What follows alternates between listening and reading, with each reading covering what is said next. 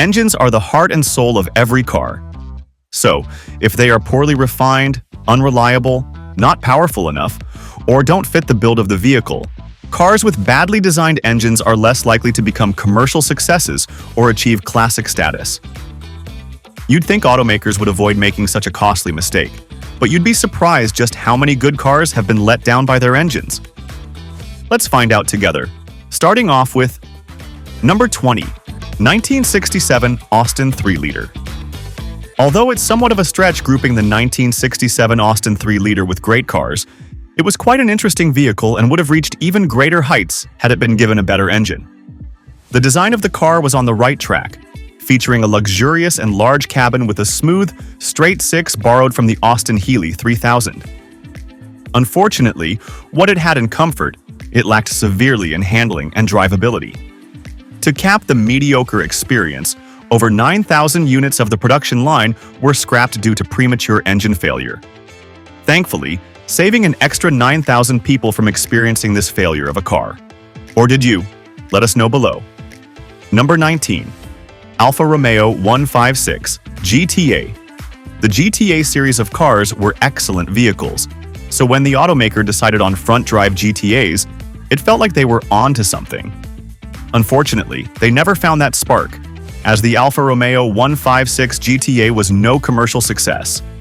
While this car could very well go down in history as an underrated future classic, as it even managed to escape the many visible flaws of Alfas of its time, it had a pretty nasty flaw of its own. All Alfas are the same after all, eh? It seemed the Alfa automakers just got better at hiding their shortcomings.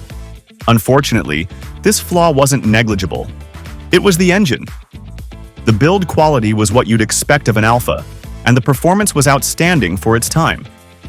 However, the choice to slap a V6 transversely under the hood of the car should have meant some jail time for whoever came up with that idea. The most obvious issues were torque and weight being way off, but the worst addition yet was the open differentials used rather than slip differentials, which only made the car much less desirable. Would you overlook this flaw in the Alfa Romeo 156 GTA for its great performance? Let us know in the comments. Number 18. Citroën SM. Few cars from French manufacturers have matched the utter beauty and zazz of the Citroën SM. It was the perfect successor to the DS series, featuring eye-catching styling that fascinated any onlooker. But the SM wasn't just beauty and no brains. The interior was stacked with next-level technology that made for a mouth-watering deal. That was until you found out that powering this front-wheel class act was a Maserati mid-engine. On paper, the addition of a supercar engine sounds like the cherry on top of an already stacked specs list. However, that wasn't the case because the SM could have done with better handling, drivability, and reliability. Do you think the beauty and pizzazz of the Citroën compensate for its engine problems? Let us know below. Number 17. 2007 to 2010. Buick Enclave, GMC Acadia, and Cadillac CTS. For the 2004 model year, General Motors developed the high-feature engine in a partnership between Holden and Cadillac. This engine has made its way into many different GM vehicles over time, featuring in different modifications and configurations. Its widespread adoption by the automaker is because the engine was quite effective when it worked.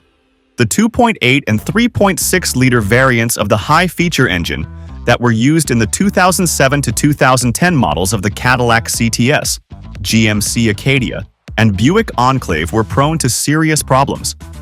It took until 2012 before GM claimed to rectify the issue. However, even then, it persisted. The problem with the high-feature engine was the timing chain, which is designed to time the opening of valves with hydraulic cam phasers. For this system to work, the chain must be well lubricated and tight. Unfortunately, cars with this engine experienced chain slackness, which tended to start as a rattling sound under the hood. If left unrepaired, the rattling spiraled into engine misfiring and metal shavings appearing in the oil. In worse cases, the engine failed entirely and needed an overhaul. However, that was hardly practical since a new engine costs up to $7,000. Even when the problem was caught early, a chain replacement set you back an eye-watering $3,000. For such a recurring issue, these GM cars were not worth the hassle. Which of these GM cars gave you hell? Let us know in the comments.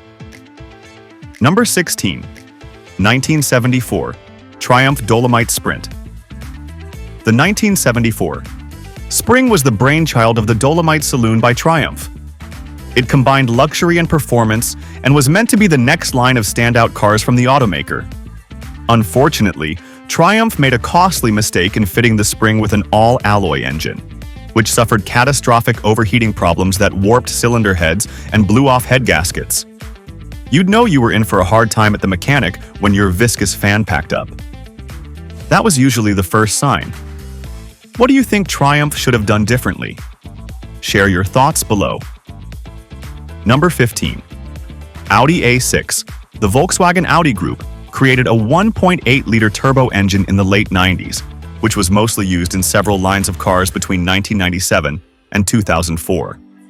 Although this engine was a popular choice, with its 4-cylinder configuration and great power offering on a budget, it was also an engineering nightmare. It would literally give you sleepless nights. A bunch of design flaws turned the EA113 or EA827 varieties, in particular, into some of the worst engines on the market. Some of the more luxurious car lineups like the Audi A6, some Volkswagen, and the Skoda Octavia were unfortunate enough to have been paired with these dysfunctional engines. But what was so wrong with the 1.8-liter turbo engine? For one, the engine consumed oil as if its life depended on it. Worse still, it was prone to oil sludge formation, which cost a pretty penny to fix. If that's not terrible enough already, the engine also came with faulty coil packs. So, if you wanted to spend less time at the mechanics and keep more money in your pocket, you were better off driving anything else. How great is the oil consumption of your car engine? Share with us below. Number 14. 1972 Jensen Healey. The 1972 Jensen Healey was a 2-seater sports car born by Healey and Jensen, who were partnering to create a vehicle. It was the first production car in the world to carry an engine with 4 valves per cylinder. The Lotus engine should have made this collaboration one for the ages. Unfortunately, the need to comply with safety legislation in the US meant that certain things had to be changed, like the looks. If that wasn't bad enough, the Lotus engine had a better name than its performance. It had serious overheating issues that led to warped cylinder heads. But this was only one of the many problems that buyers experienced with the car. Do you think another engine would have made the Jensen Healey a great car? Let us know in the comments. Number 13. Triumph Stag. Triumph is an English automaker that went out of business in 2006. But how did this company go from being one of the pioneers in the British Isles to becoming defunct? The Dolomite Sprint was not their only mistake, see? Triumph fitted multiple 2-seater roadsters with small 4-cylinder engines. They found moderate success with these vehicles in Britain before shipping them to the US. One such vehicle that made it to America was the Stag, which Triumph fitted with a new Triumph V8 engine. Although the company already had guaranteed success in their coffers with the Rover V8 engine, they thought of building a V8 from scratch. How did they achieve this, you ask? Simple math. 4-cylinder plus 4-cylinder equals V8. Unfortunately, in creating this strange concoction, the engineers kept the water pump placement of the 4 cylinders such that when they tilted it in the shape of a V, the water pump was at the highest point of the V, even higher than the radiator cap. You can already see why this is a bad idea. For one, the pump could not access water for cooling easily. Furthermore, if there was ever a leak, the pump was the first part to lose water, which meant severe overheating issues that made the engine fail. Finally, with how high the pump sat, it couldn't be filled completely. Then came the problematic use of head studs. About half of all head studs in the engine were placed perpendicular to the block, like in many other cars, with the other half at an angle. This was bad news given the overheating problems, which led to warping and stretching, and made it nearly impossible to fix. You know a car is bad when customers begin replacing their engines with Buick or Ford engines rather than fixing the Triumph V8. Naturally, sales were poor, and the company never attempted to make a V8 again. What engine would you replace the Triumph V8 with and why? Let us know in the comments. Number 12. Hummer H1, 1992. The Hummer brand of vehicles came from the military lingo Humvee and was initially created for the armed forces as a mobility multi-purpose wheeled vehicle, HMMWV. That meant indestructibility was a requirement by default. While this was mostly the case, the H1s produced from 1996 to 2000 came with a turbo diesel engine under the hood. Interesting choice, yes, but it was the casting flaw in the engine that sealed the H1's fate. This flaw meant the number 8 cylinder was prone to cracking, which led to engine failure. The only alternative was getting a wholesale replacement. Cue the disappointment when one dysfunctional engine was replaced with yet another. Would this flaw have been enough to discourage you from the H1? Let us know below. Number 11. 1981 Cadillacs. The Cadillac V8 engine achieved legendary status in the American automobile sector. The automaker first created the V8 engine in 1914, making it one of the first companies to do so. Fast forward to 1981, and Cadillac cars were big and bulky, which was a bad fit for the girl crisis rocking the nation. This meant a huge commercial downturn was on the horizon if Cadillac couldn't find a way to make their oversized cars more fuel efficient. The result was using new technologies of the time to create a novel system that significantly lowered fuel consumption. Although the automaker's heart was in the right place, this move ruined its reputation for years. The V864 engine created in this period was a 6.0-liter V8 setup that carried the new engine management system designed by Eaton Corporation. It monitored engine performance with multiple sensors and relief on throttle body fuel injection. When the engine reached certain conditions, the embedded computer triggered some solenoids on the rocker's arms to deactivate cylinders and fuel injectors. Very futuristic at the time.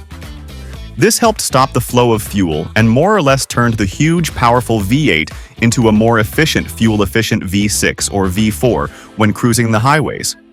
Great idea, yes, but the technology of the 1970s was incapable of keeping up with such a task, leading to system failures that plagued engine performance. Customers who bought the 1981 Cadillacs returned the cars for servicing and had the system removed, and Cadillac never offered the V864 engine the following year. Do you think the V864 engine would have worked if Cadillac had access to modern technology? Let us know in the comments. Number 10. 1958 MGA Twin Cam. The MGA is a coveted classic that blends aesthetics and robust handling. Most were fitted with 1.5 or 1.6-liter engines featuring overhead valves. However, not all MGA cars this year received these engines. Over 2,000 were instead fitted with a twin-cam engine born from the standard MGA's B Series unit. The MGA cars that got this engine could only run on the best quality fuel available, and the ignition timing had to be right on the money. Without meeting these conditions, the car burnt oil, and the pistons were prone to holing. Buyers steered and avoided the MGA twin-cam like plague. Number 9. Plymouth Prowler. Despite being one of their more solid builds, Plymouth never gave the Prowler a V8 engine. You could say it's why it never became one of the best cars built by the automaker. Instead, they threw in a 3.5-liter EEG V6, which is an engine typically found in the Chrysler 300 and Dodge Charger. This V6 engine produced 250 horsepower, which isn't terrible until you compare it to other retro-designed cars such as the Mustang and SSR, which were fitted with V8s capable of over 300 horsepower.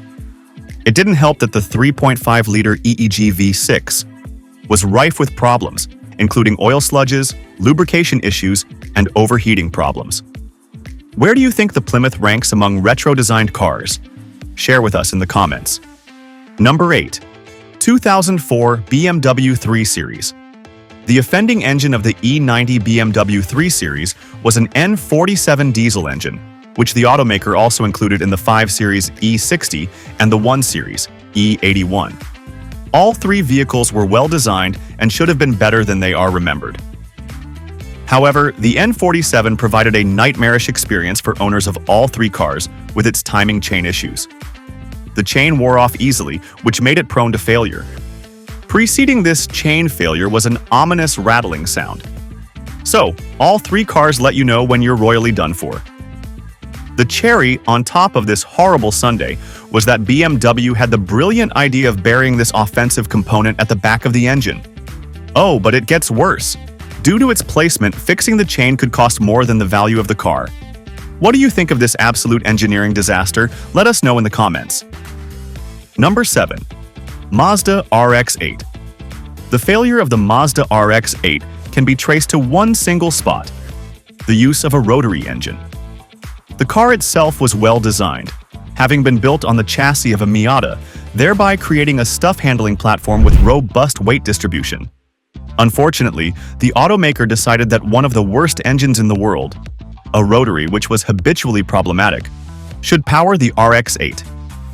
Out of the gate, the car experienced ignition coil problems, which had been fitted with poor quality apex seals, and the engine began to flood. Who would have thought, right? Forget the good looks, great handling, and pocket-friendly entry price. What should have been a classic budget car fell flat on its face. Would you have ignored the engine problems for the good looks and pocket-friendly price? Let us know below. Number 6. Shelby Series 1. The last name you'd expect to find in a list like this is an industry legend like Carroll Shelby. Yet his Series 1 car, a lifelong dream by the way, flattered to deceive. This car received all of Shelby's blood, sweat, and tears. The chassis was his custom build, and the legendary designer threw in other performance kits, such as 6-piston brake calipers, a carbon fiber trim, and 18-inch wheels. Yet none of these performance additions got the chance to shine due to the engine of choice for Shelby, a 4.0-liter Northstar V8. This was the same engine family Cadillac used in the DeVille from 2000 to 2005, which struggled with leaks in the valve cover and rear main seal, as well as carbon buildup. At any one time, it felt like the engine was about to explode. Customers were not too pleased with having their head gaskets blown before even crossing 50,000 miles. What do you think Shelby should have done better? Share your thoughts with us below. Number 5. 1999. TVR Cerbera. TVR was always an ambitious automaker, so it didn't come as a surprise when it tried making its own engine. Its first try was a V8 called the AJP8, which birthed others, such as a Speed 6 unit, which was a light yet powerful straight 6.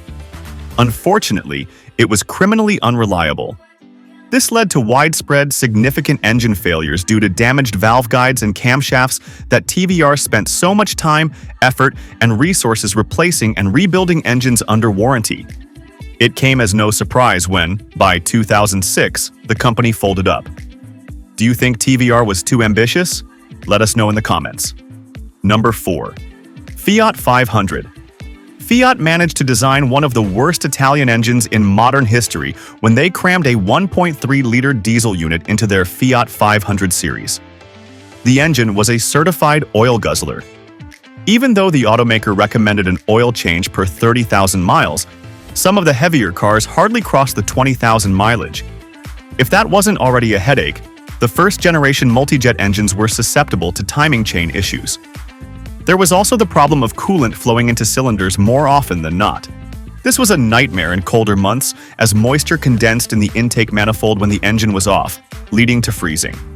So, when the engine was next started, ice could be sucked into the combustion chamber and cause severe damage. Do you know any Italian engines worse than the Fiat 500? Let us know in the comments. Number 3. 1983. Pontiac Fiero. American automakers are some of the most conservative in the industry, which is why only a few mid-engine sports cars have been offered over the years. One of the few that liked to stand out in this niche field was the Pontiac Fiero. It was a promising car when the automaker first revealed it in 1983. However, the design choice of including a cast-iron 2.5-liter four-pot with a low-down torque rather than high revs was mundane for what should be a sports car. But there was yet more insanity to come, as the engine featured poorly made con rods that were prone to snapping and boring a hole in the block. This led to oil leaking into the hot exhaust and catching fire. No wonder it was named Fiero. What countries do you think make the best mid-engines? Share with us below. Number 2. Chrysler Sebring Convertible. Between 1998 and 2007, Chrysler included a 2.7-liter or 3.2-liter LH engine in a variety of their vehicles, like the Intrepids, Concords, and Sebring. The engine was decent in terms of efficiency and power, but it hardly excelled in either category. What it was great at was causing drivers grief. Years after rolling out these cars, many customers spontaneously began experiencing engine trouble. Upon inspection, many found a ridiculous amount of sludge buildup in the crankcase. By 2004, there had been 92 different complaints at the Center for Auto Safety, CAS, while the NHTSA dealt with over 400. Worse still, the cost of repairs was setting owners back thousands of dollars. In the end, the CAS forced Chrysler to issue a recall on cars with the 2.7-liter V6 engine made between 1998 and 2002. Upon further investigation, it was revealed that the water pump was poorly designed, leading to coolant leaking into the crankcase, solidifying the oil, and blocking further passage. The end was a devastating engine failure. Chrysler didn't go scot-free for their mistake. Instead, they were slapped with a class action lawsuit. Do you think Chrysler were punished enough for this mistake? Let us know in the comments. Number 1. Oldsmobile Delta. 88. Oldsmobile tried copying the success of European brands selling diesel engines in America. So, the automaker created a diesel engine from its successful gasoline 350 V8. The block was reinforced with a stronger alloy and new diesel heads. Sadly, this was not the breakthrough they envisioned. For one, the power output was abysmal at 120 horsepower, considering the torque is nearly double that at 220 pound-feet. But it gets worse. The engine produced an unholy amount of black smoke, was ridiculously loud, and stretched and warped the bolts that held it together. So, drivers had to deal with blown head gaskets and engine failure. The engine was so bad that Oldsmobile got slapped with a class action lawsuit, which encouraged the creation of the Lemon Laws. This one bad experience ruined the automaker's reputation for decades. Did you experience any of these engines? Let us know in the comments. Also, like, share, and subscribe. Till we meet again.